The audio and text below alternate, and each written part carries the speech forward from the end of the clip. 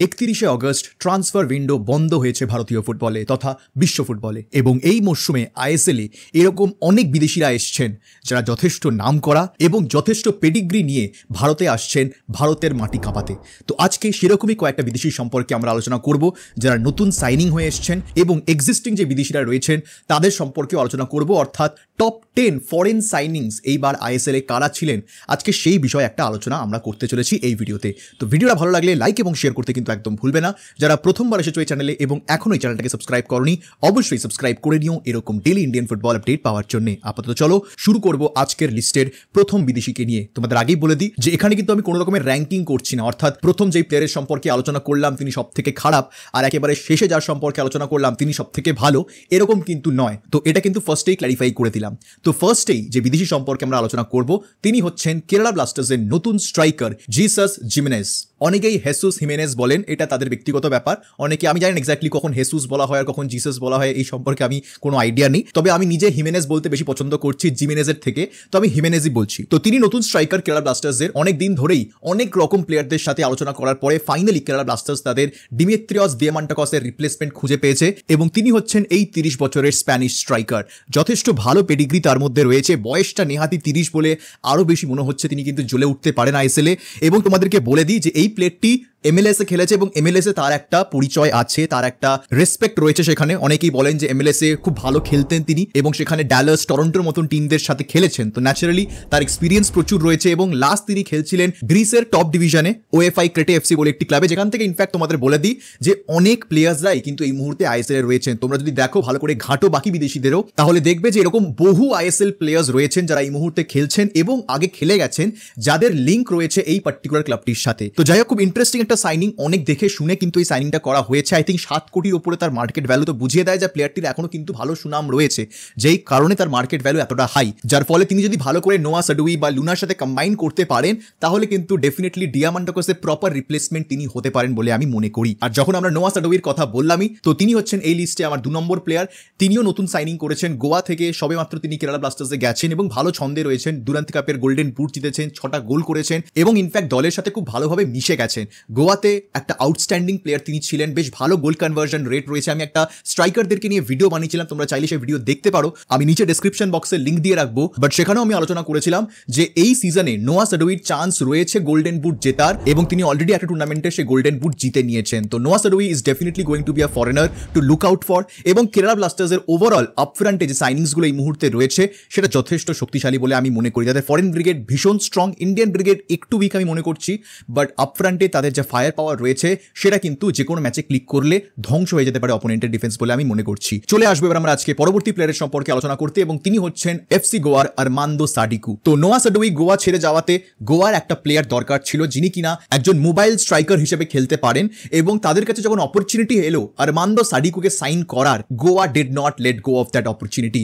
মোহনবাগানের দরকার ছিল আরমান্দো সাডিকুকে অফলোড করার যাতে তারা নতুন একটা সাইনিং করতে পারে এবং সেখান থেকে দাঁড়িয়ে উইন উইন সিচুয়েশন ছিল প্রত্যেকটা পার্টির জন্য। এফসি গোয়া ভালো রিপ্লেসমেন্ট পেল নোয়া সাডুইর, আরমান্দো সাডিকু একটা ভালো ক্লাব পেলেন এবং এমন একটা ক্লাব পেলেন যার ফিলোসফি তার সাথে একেবারে ম্যাচ করে। মোহনবাগান সাডিকুকে অফলোড করতে চাইলো, তারা সেটা করতে পারলো এবং এরই সাথে মোহনবাগান সাডিকুর জায়গায় নতুন প্লেয়ার আনলো। তো এখানে বেসিক্যালি এই ডিলে কারোর ক্ষতি হয়নি, উল্টে মনে হয় গোয়া এবং সাডিকুর জন্য it was a match made in heaven. What a player Sadiku has been for FC Goa currently. পরপর 5টা ম্যাচে 5টা গোল করেছেন, একেবারে চূড়ান্ত ছন্দে রয়েছেন, দলের সাথে ভীষণ ভালোভাবে জেল করে গেছেন এবং সবথেকে বড় কথা হচ্ছে যে মোহনবাগানে যেই ব্র্যান্ড অফ ফুটবল খেলা হতো সেই ব্র্যান্ডের সাথে সাডিকু মানিয়ে নিতে পারছিলেন না। সেটা এখন আরও বেশিভাবে স্পষ্ট, কারণ গোয়াতে প্রপার 4-3-3 খেলা হচ্ছে এবং 4-3-3-তে ওই নাম্বার 9 পজিশনে একদম প্রপারলি সাডিকু খেলছে, যেটা তিনি মোহনবাগানে খেলতে পারছিলেন না। কখনো তাকে লেফট উইং খেলানো হচ্ছে, কখনো রাইট উইং খেলানো হচ্ছে, কখনো ডাবল স্ট্রাইকার হিসেবে খেলানো হচ্ছে, কখনো সেকেন্ড স্ট্রাইকার হিসেবে খেলানো হচ্ছে। তো কিছুতেই সাডিকুকে এই মোহনবাগান দলে ম্যানেজমেন্ট ফিট করতে পারেনি বা কোচ ফিট করতে পারেননি। বাট এই কাজটা ম্যানুয়েল মার্কোয়েজ আউটস্ট্যান্ডিং ভাবে গোয়াতে করেছেন এবং সেটার ফল গোয়া পাচ্ছে। তো সেই কারণে এই সাডিকুর সাইনিং ভীষণ ইম্পর্টেন্ট হতে চলেছে গোয়ার জন্য অ্যান্ড কুড বি যে গোল স্কোরিং প্রবলেম গোয়ার ছিল সেটা সাডিকু সলভ করতে পারেন এবং ইনফ্যাক্ট সাডিকুর এটা বেস্ট সিজন হতে পারে আইএসএলে বলে আমি মনে করছি। এবং তার সাথে যদি ডিয়ান বা বোরহা যিনি রয়েছেন যারা ক্রিয়েটিভ প্লে মেকার্স, তাদের সাথে যদি কম্বিনেশন ভালো তৈরি হয়ে যায় দেন দের ইজ নো স্টপিং সাডিকু বলে আমি মনে করছি এই এফসি গোয়ার সিস্টেমে। তো অবশ্যই হবে এখন অব্দি যে প্লেয়ারদের সম্পর্কে আমি আলোচনা করলাম তাদের উপর তোমাদের যদি কোনো বক্তব্য থাকে সেটা কমেন্ট সেকশনে অবশ্যই জানিও। চলে আসবো এবার আমরা আজকে পরবর্তী প্লেয়ারের সম্পর্কে আলোচনা করতে এবং তিনি হচ্ছেন Jamie Maclaren. Biggest signing of this season, ISL এ মার্কেট ভ্যালুর দিক থেকে সব থেকে দামি footballer, highest paid foreigner currently in ISL এবং এমনই স্যালারি তার যে তাকে স্যালারি ক্যাপের বাইরে রেজিস্টার করানো হয়েছে এবং বলাই যায় যে টিপিক্যাল এটা মার্কি সাইনিং না হলেও এটা এশিয়ান ফুটবলে অ্যাকচুয়ালি একটা marquee signing. Australian legend, Australian goal machine, Australian world cupper Jamie Maclaren ভারতে আইএসএল এ খেলবেন, এটা একটা স্বপ্নের মতন ব্যাপার। সেই স্বপ্ন মোহনবাগান সুপার জায়ান্ট বাস্তবে পরিণত করেছে। আগের বছরেও যদি কেউ আমাকে জিজ্ঞেস করতেন যে তুমি কি ম্যাকলোরেনকে আইএসএল এ দেখবে, I would have said no chance. কিন্তু ম্যাকলোরেনকে সাইনিং করিয়ে মোহনবাগান একটা বড় সারপ্রাইজ দিয়েছে। এ লিগের 5 বার তিনি গোল্ডেন বুট জিতেছেন, তো ডেফিনেটলি তার গোল স্কোরিং অ্যাবিলিটি নিয়ে কোনো সন্দেহ নেই। তিনি যে মোহনবাগানের অ্যাটাককে আরো ধারালো করবেন, মোহনবাগানের অ্যাটাককে আরো ডেঞ্জারাস করে তুলবেন, এখানে কোনো সংশয় থাকা উচিত নয়। তবে হ্যাঁ, এই মুহূর্তে চোট সংক্রান্ত ইস্যুতে তিনি ভুগছেন, যেই কারণে এখন অবধি তিনি মাঠে নামেননি এবং ডুরান্দেও তার ঝলক মোহনবাগান সমর্থকরা দেখেননি। তো যার ফলে যতক্ষণ না তিনি অ্যাকচুয়ালি মাঠে নেমে খেলছেন ততক্ষণ তার ইম্প্যাক্ট এই মুহূর্তে দাঁড়িয়ে বলা সম্ভব নয়। তবে শুধুমাত্র যদি আমরা অন পেপার সাইনিং এর বলি, কারণ এই মুহূর্তে যতগুলো প্লেয়ারের সম্পর্কে আমরা আলোচনা করছি, কিছু প্লেয়ার্স খেলেছেন, কিছু প্লেয়ার্স খেলেননি, তো পুরোটাই করছি আমরা তাদের সিভি দেখে, তাদের অন পেপার যা কোয়ালিটি রয়েছে সেই বেসিসেই এই আলোচনা হচ্ছে। এবং সত্যি বলতে Maclaren is one of the top signings this season definitely. এবং সত্যি বলতে এই সাইনিং এর সাথে সাথে মোহনবাগান তাদের নিজেদের নাম ওয়ার্ল্ড ফুটবল না হলেও এশিয়ান ফুটবলে তুলে ধরেছে, যে ম্যাকলোরেনকে মোহনবাগান বলে একটি ক্লাব রয়েছে যারা ইন্ডিয়াতে খেলে, সেই ক্লাব সাইন করেছে। So this is huge PR, this is huge news. এবার শুধুমাত্র ম্যাকলোরেন এই সম্মানটা, ম্যাকলোরেন এই ট্রাস্টটা যদি ফিরিয়ে দেন গোলের সাথে, তাহলে তার কোনো কথাই নেই boss. And that is Jamie Maclaren for you. যদি কথা বলি আমরা পরবর্তী প্লেয়ারের সম্পর্কে, এবং তিনিও মোহনবাগানেরই আরেকজন নতুন সাইনিং, যিনি হচ্ছেন গ্রেগ স্টিওয়ার্ট।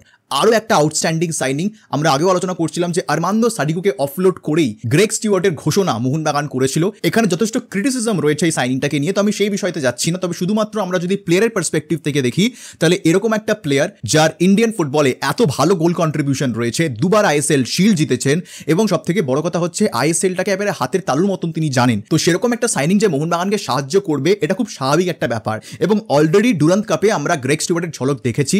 তিনি যথেষ্ট ভালো ফুটবল খেলছেন। এই বয়সেও, 34 বছর বয়সেও তিনি যেই ব্র্যান্ড অফ ফুটবল উপহার দিচ্ছেন, আমার মনে হয় অনেক প্লেয়ার্সরাই পারেন না। তো গ্রেগ স্টিওয়ার্টের উপর অনেক দায়িত্ব থাকবে এবার মোহনবাগানের। তবে যদি এই চারজনের কম্বিনেশন, ডিমি, ম্যাকলারেন, কামিংস এবং গ্রেগ স্টিওয়ার্ট, এদের কম্বিনেশন ক্লিক করে গেলে আপফ্রন্টে মোহনবাগানকে কেউ আটকাতে পারবে না। মোহনবাগানের প্রবলেম এই মুহূর্তে ডিফেন্সের কি হবে এটা ভগবান জানে। তবে আপফ্রন্ট, অ্যাটাক, গোল এই নিয়ে কিন্তু কোনো রকমের চিন্তায় মোহনবাগান থাকবে বলে আমি মনে করছি না। চলে আসবো এবার আমরা আজকে পরবর্তী প্লেয়ারের সম্পর্কে আলোচনা করতে, এবং এবার মোহনবাগানের উপরে কথা হলো, চলো একটু ইস্টবেঙ্গলকে নিয়েও আলোচনা করা যাক।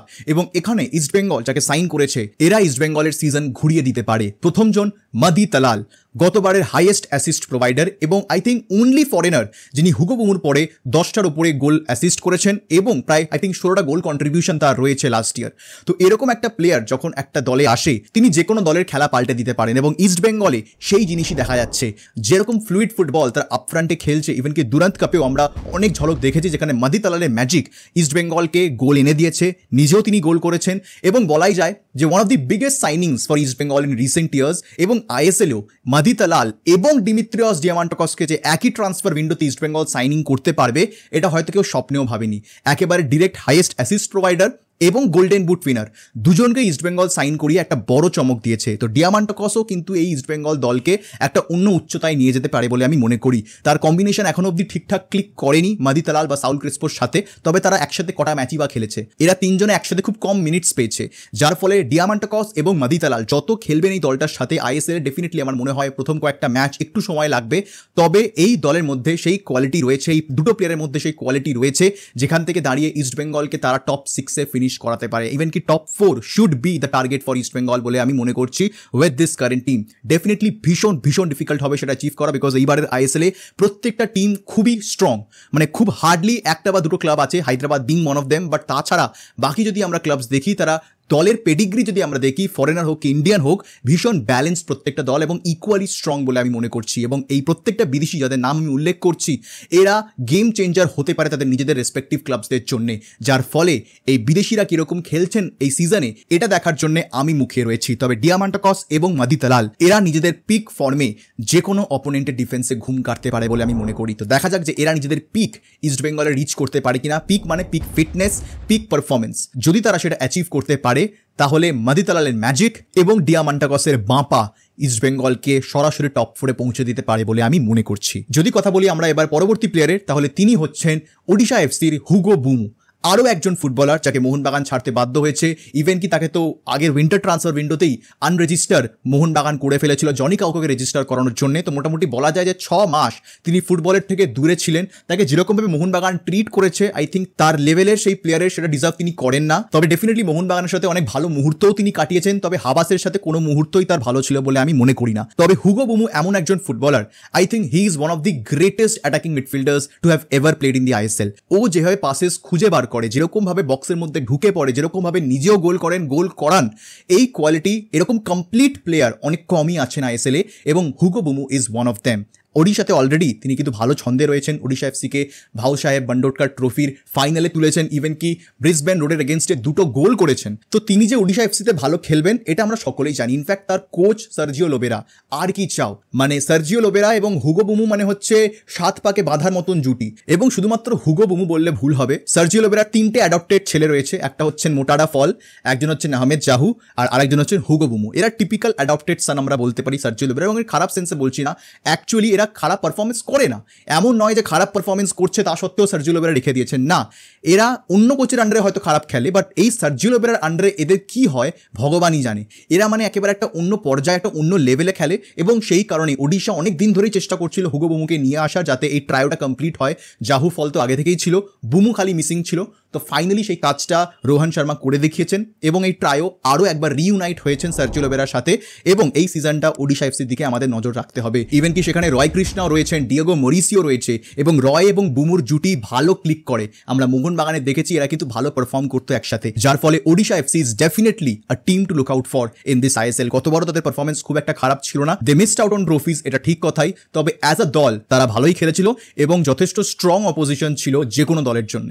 সো এই হচ্ছে হুগো বুমু। যদি আমরা চলে আসি এবার আজকে শেষ 2 প্লেয়ারের সম্পর্কে আলোচনা করতে, তাহলে প্রথমজন হচ্ছেন নর্থ ইস্ট ইউনাইটেডের গিলেরমো। যবে থেকে নর্থ ইস্ট তাকে অ্যানাউন্স করেছে তবে থেকেই আমি অত জানতাম না প্লেয়ারটার সম্পর্কে, তবে আমি অনেক পেজেস ফলো করি যারা এইসব স্ট্যাটিস্টিক্স দেখায় কোন প্লেয়ারের পেডিগ্রি ভালো, কারা ভালো, তবে থেকেই তারা কিন্তু আলোচনাটা করছিল যে গিলেরমো এমন একটা প্লেয়ার যে কিন্তু নর্থ ইস্টকে বদলে দিতে পারে, এবং অলরেডি ডুরান্ট কাপে সেটা কিন্তু আমরা দেখলাম, তার কোয়ালিটি আমরা দেখতে পেয়েছি। ডুরান্ডে 5টা গোল করেছেন এবং মোহনবাগানের এগেনস্টে যে ভলিটা তিনি মেরেছেন, ওরকম ভলি একটা টিপিক্যাল ভালো কোয়ালিটি স্ট্রাইকারই মারতে পারে, এবং সেই কাজটাই কিন্তু গিলেরমো ফার্নান্ডেজ করতে চলেছেন নর্থ ইস্ট ইউনাইটেডে।